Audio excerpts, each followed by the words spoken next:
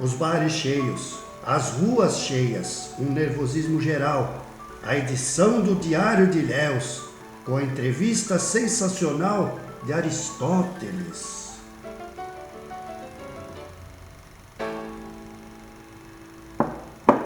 Fora arrancada, em poucos minutos, aos moleques, o exemplar estava sendo vendido a 10 tostões. Olá, boa noite. Eu sou Jorge Paulovic, presidente do Centro Cultural Brasil-Estados Unidos e da Academia Itapetiningana de Letras. Hoje nós estamos iniciando um novo programa, cujo nome Café com Livros. Do que se trata? Será um programa em que nós traremos um pouco de filosofia, um pouco de literatura e também os assuntos cotidianos que são notícia nos dias atuais. Inscreva-se, curta, faça comentários, dê sugestões.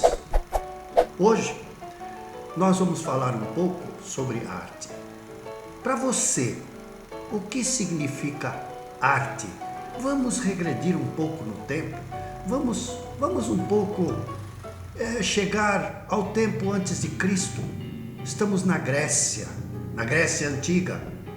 Os filósofos naquela época, 393 anos antes de Cristo, já discutiam e falavam sobre a arte. Já naquele tempo, se preocupavam com o ensino superior. Sócrates foi mentor de Platão e Aristóteles e foram os responsáveis pela filosofia natural, pela ciência e pela filosofia ocidental.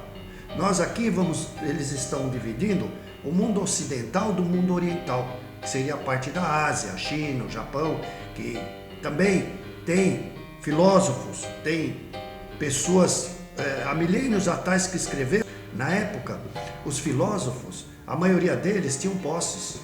Então eles se davam ao prazer de ficar o dia inteiro filosofando, pensando a origem das causas, trazendo teorias. Platão viveu durante o período clássico da Grécia Antiga. Foi filósofo e matemático. Vejam, ele fundou a Academia de Atenas, que, segundo consta, foi a primeira instituição de ensino superior do mundo ocidental. Vejam, por exemplo, para Platão, compreende todas as atividades humanas, ordenadas inclusive a ciência, e distingue-se no seu complexo da natureza.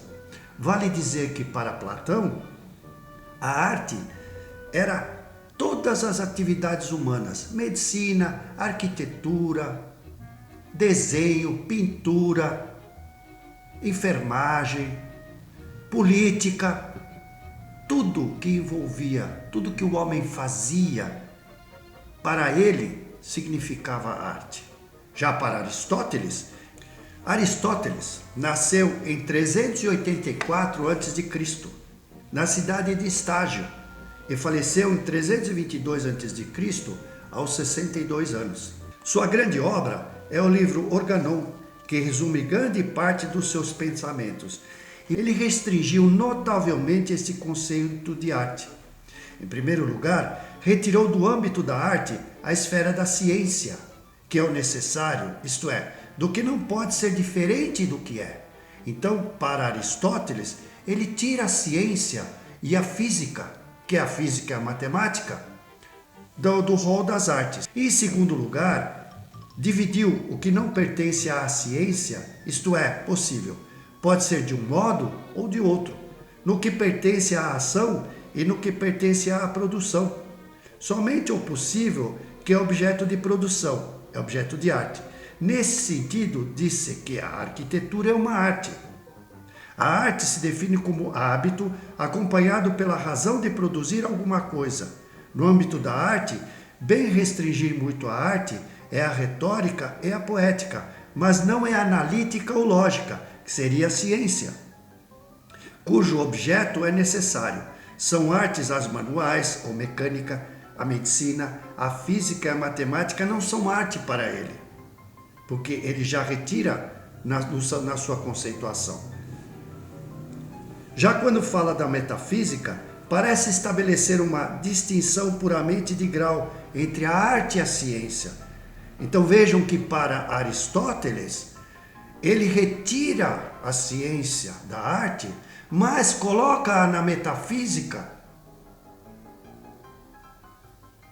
em conjunto com a arte. E continua, colocando-se a arte como intermediária entre a experiência e a ciência. A sabedoria é antes conhecimento do que arte. Essa teoria não foi muito adotada no mundo medieval. Vale dizer, bem anos, séculos depois, no tempo medieval, não se dava muita atenção a essa conceituação de Aristóteles em relação à arte.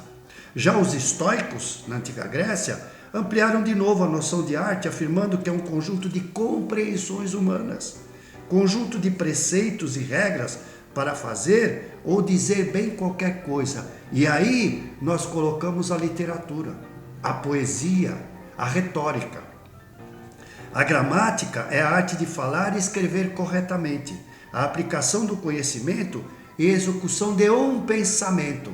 Vale dizer que na gramática a gente exterioriza um pensamento. Designa em especial as belas artes, contrapondo-se com a ciência e a indústria. Então, vejam bem, em especial as belas artes, contrapondo-se com a ciência e a indústria, aplicando-se a inteligência. Vale dizer, ele exterioriza no papel, na literatura, a arte. E outra forma, ele fala, as artes mecânicas, base no trabalho manual, que seria, em tese, uma pintura, um artesanato, que também, para ele, era uma arte. Belas artes, as que têm por fim representar o belo e excitar nossa sensibilidade, e são o desenho, a pintura, a escultura, a arquitetura e a música, a dança, a oratória e a poesia. Vejam que já bem antes de Cristo, os filósofos já conceituavam e diziam que a arte, ou seja, a cultura de um modo geral, faz o homem mais sensível, faz da criatura ser um homem mais sensível. Vejam, por exemplo, você, meu amigo, quando ouve uma música que te fala alguma coisa ao seu coração, você não se sensibiliza? Esse é o papel da arte, sensibilizar o ser humano. Vamos falar um pouco agora de Aristóteles.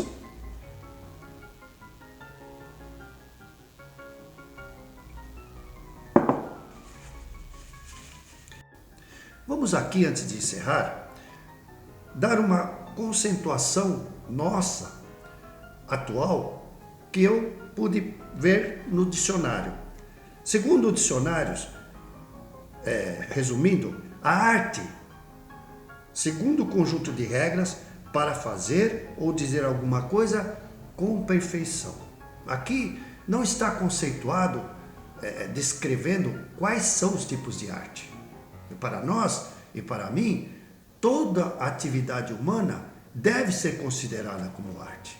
E para encerrar, vou deixar aqui para vocês um pensamento de Aristóteles.